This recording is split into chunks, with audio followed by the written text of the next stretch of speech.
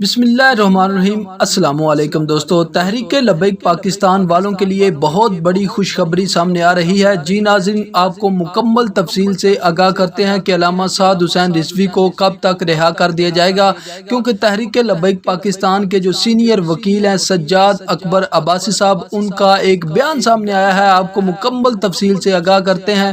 مزید آگے بڑھنے سے پہلے چینل کو سبسکرائب کریں، ویڈیو کو لائک کریں اور کمنٹس باکس میں اپنی رائے کا اظہار ضرور کریں۔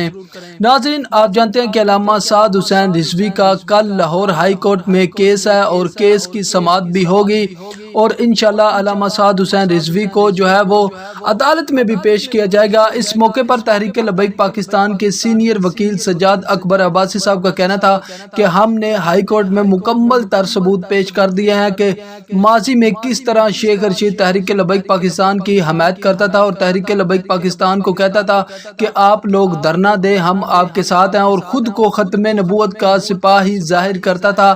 لیکن اب اسی شیخ رشید نے تحریک لبیک پاکستان پر پابندی لگائی، علامہ سعد حسین رضوی کو گرفتار کرنے میں بھی یہ ملوث تھا، آخر کیوں؟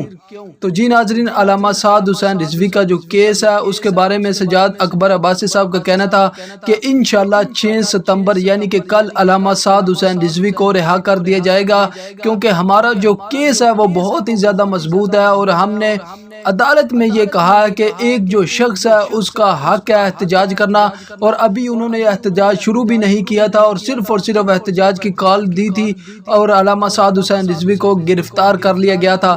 تو جی ناظرین، جیسے ہی کل کی سماعت ہوگی آپ کے ساتھ فوراً شیئر کر دی جائے گی۔ ہمارے ساتھ رہیں۔ اللہ حافظ۔